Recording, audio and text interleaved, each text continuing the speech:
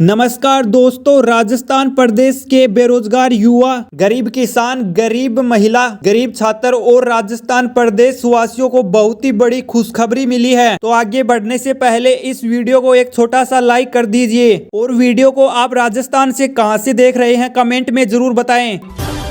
फरवरी में इस तारीख को मनरेगा श्रमिकों के खाते में पैसा होगा ट्रांसफर, चेक कर ले आप भी। देश की केंद्र सरकार से लेकर प्रदेश की सरकारें लोगों के लिए कई तरह की योजनाओं को संचालित करती है। इन योजनाओं के माध्यम से लोगों की कई तरह से मदद की जाती है। ऐसे में अब मनरेगा श्रमिकों को फायदा होने जा रहा है। जी हां, पश्चिम बंगाल की मुख्यमंत्री ममता बनर्जी ने घोषणा की है कि उनकी सरकार 21 फरवरी तक राज्य के 21 लाख मनरेगा श्रमिकों के बैंक खातों में धनराशि ट्रांसफर कर देगी। ममता बनर्जी ने केंद्र से विभिन्न सामाजिक कल्याणकारी योजनाओं के लिए बकाया राशि जारी करने की मांग की है। उन्होंने कहा कि वह जल्द ही आवास योजना के लिए जारी न की गई धनराशि के संबंध में एक और घोषणा लेकर आएगी। ममता बनर्जी ने कहा, 21 फरवरी तक हम उन 21 लाख श्रमिकों के बैंक खाते में पैसे अंतरित कर देंगे जिन्हें पिछले 3 सालों से काम करने के बाद भी महात्मा गांधी राष्ट्रीय ग्रामीण रोजगार गारंटी अधिनियम का पैसा नहीं मिला है।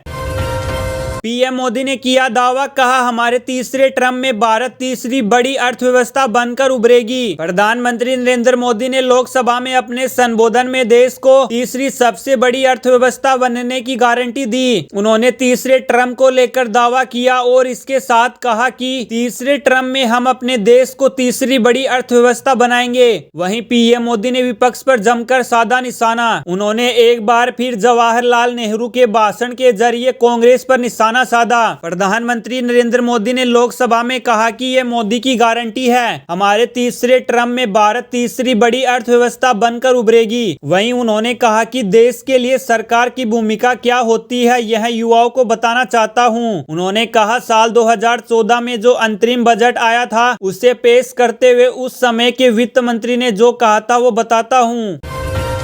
सभी किसानों के लिए आई बड़ी खुशखबरी, इस दिन जारी होगी पीएम किसान सम्मान निधि की 16वीं किस्त। भारत देश एक कृषि प्राथमिक देश है। किसान हमारे देश के अन्नदाता है, इसलिए हमारे देश में किसानी के हित के लिए अनेक योजनाएं संचालित की जा रही है। उन्हीं योजना में से एक पीएम किसान सम्मान निधि योजना है, जिसके अंतर्गत पात्र किसानों को लाभ दिया जाता है। पीएम किसान सम्मान निधि योजना का लाभ लेने के लिए किसानों को पहले इसका आवेदन करना होता है। इसके बाद सरकार किसानों को पीएम किसान सम्मान निधि योजना के अंतर्गत सालाना 6,000 रुपए प्रदान करती है। पीएम किसान सम्मान निधि योजना के अंतर्गत किसानों को सालाना 6,000 रुपए का लाभ दिया जाता है। वह 3 किस्तों के रूप में प्रदान किया जाता है। किसानों को मिलने वाली प्रत्येक किस्त 2,000 रुपए की होती है और ऐसे ही 3 किस्त एक साल में प्रदान की जाती है, जो सीधे किसानों को बैंकिंग सुविधा के माध्यम से पहुंचा दी जाती है, जिसे वह किसान आसानी से प्राप्त कर लेते हैं। पीएम किसान सम्मान निधि योजना के तहत अब तक 15 किस्तें जारी की जा चुकी है और इन किस्तों का लाभ भी किसानों को प्राप्त हो चुका है। अब सिर्फ किसानों के मन में पीएम किसान की 16वीं किस्त को लेकर इंतजार है। अगर आप भी पीएम किसान सम्मान निधि की 16वीं किस्त का इंतजार कर रहे हैं तो आपका इंतजार खत्म होने वाला है।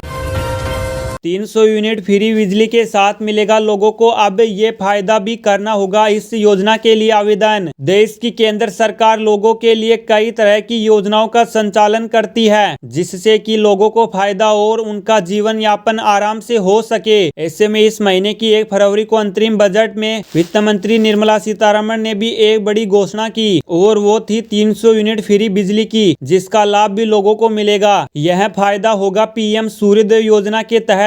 इसमें भी एक बड़ा ऐलान 1 करोड़ घर की छतों पर सोलर पैनल लगाने का था। इसके जरिए लाभार्थी को 300 यूनिट तक बिजली फ्री मिलेगी और सालाना 18,000 रुपए तक की बचत होगी। मीडिया रिपोर्ट्स की माने तो 1 करोड़ परिवार के घर की छत पर सोलर पैनल लगाया जाएगा। इसे लगाने से लेकर मैनेजमेंट तक का काम सरकार करेगी। सब्सिडी मिलेगी और सोलर सिस्टम लगने के साथ ही परिवार की बिजली फ्री हो जाएगी। छत पर जो सोलर सिस्टम लगाए जाएंगे वो 300 यूनिट से ज्यादा बिजली पैदा करेंगे। इससे अतिरिक्त बिजली से पब्लिक सेक्टर की कंपनियां लोन का भुगतान कर सकेगी। मकान मालिक अपने सोलर सिस्टम से जनरेट बिजली के जरिए बड़ी रकम बचा सकते हैं।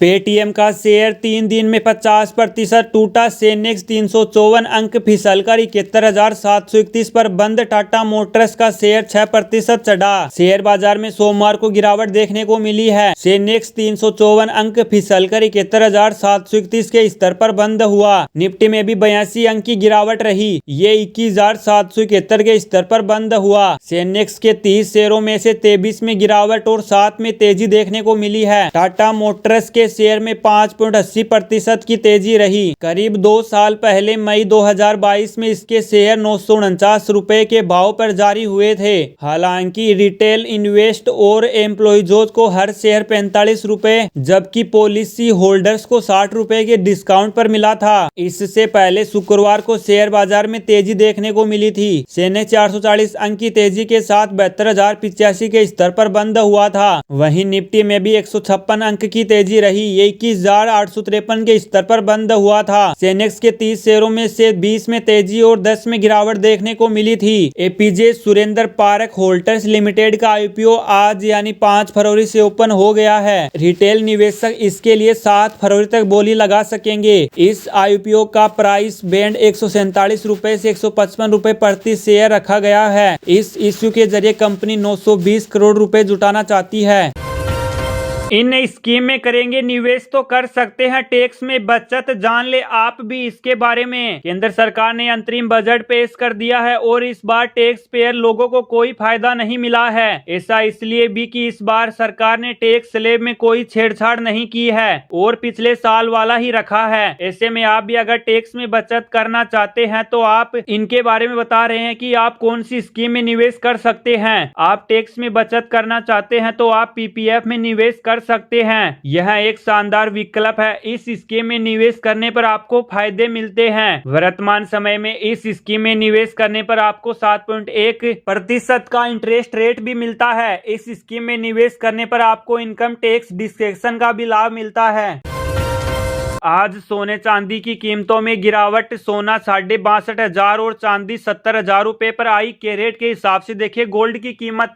सोने चांदी के दामों में आज 5 फरवरी को गिरावट देखने को मिली है। India Boolean and jewellers association के मुताबिक 10 ग्राम सोना 517 रुपए सस्ता होकर 62,625 रुपए पर आ गया है। वहीं 18 कैरेट सोने का भाव 46,969 रुपए प्रति 10 ग्राम हो गया है। चांदी में आज 1,000 रुपए से अधिक की गिरावट आई है। ये 1,319 रुपए सस्ती होकर 70,545 रुपए प्रति किलोग्राम पर आ गई है। इससे पहले ये 71,864 रुपए पर थी। जनवरी में सोने चांदी के दामों में गिरावट देखने को मिली थी। महीने की शुरुआत यानी 1 जनवरी को सोना 63,302 रुपए प्रति 10 ग्राम पर था, जो 31 जनवरी को 62,685 रुपए पर आ गया है। यानी इस महीने अब तक इसकी कीमत में 617 रुपए प्रति 10 ग्राम की गिरावट आई है। वहीं चांदी भी 73,624 रुपए प्रति किलोग्राम से गिरकर 71,668 रुपए पर आ गई थी। सरकार आपको एक बार फिर सोवरेन गोल्ड बॉन्ड में निवेश करने का मौका दे रही है। सोवरेन गोल्ड बॉन्ड स्कीम 2023-24 के तहत 12 से 16 फरवरी तक सोने में निवेश का मौका मिलेगा। हालांकि गोल्ड बॉन्ड किस रेट पर जारी किए जाएंगे इसकी जानकारी नहीं दी गई है। सोवरेन गोल्ड बॉन्ड एक सरकारी बॉन्ड होता है। इसे डीमेट के रूप में परिवर्तित कराया जा सकता है। ये बॉन्ड 1 ग्राम सोने का होता है, यानी 1 ग्राम सोने की जितनी कीमत होगी उतनी ही बॉन्ड की कीमत होगी।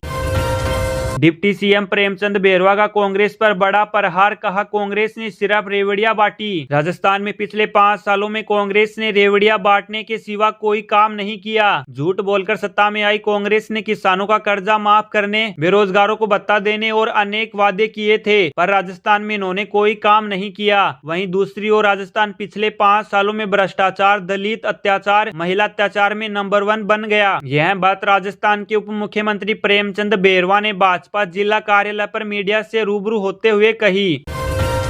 अस्पताल में भर्ती गहलोत के लिए क्या बोल गए लोकेश शर्मा, जानेंगे, आप भी तो हो जाएंगे हैरान। राजस्थान के पूर्व सीएम अशोक गहलोत इस समय बीमार है और अस्पताल में भर्ती है, लेकिन इस समय अभी उनके बहुत करीबी रहे ओएसडी लोकेश शर्मा उन पर निशाना साधने नहीं चूक रहे हैं। बता दें कि प्रदेश में जब से गहलोत की सरकार गई है तब से ही लोकेश शर्मा मुखर हो रहे हैं और अशोक गहलोत के खिलाफ कुछ न कुछ बोलते रहते हैं। ऐसे में एक बार फिर लोकेश शर्मा ने गहलोत को लेकर बड़ा बयान दिया है। सोशल मीडिया प्लेटफॉर्म एक्स पर पोस्ट करते हुए उन्होंने गहलोत को स्वास्थ्य पर ध्यान देने की सलाह दी तो उनके पुराने बयानों को लेकर भी जमकर घेरा। साथ ही गहलोत को युवा नए चेहरों को अपना आशीर्वाद देने की सलाह दी है।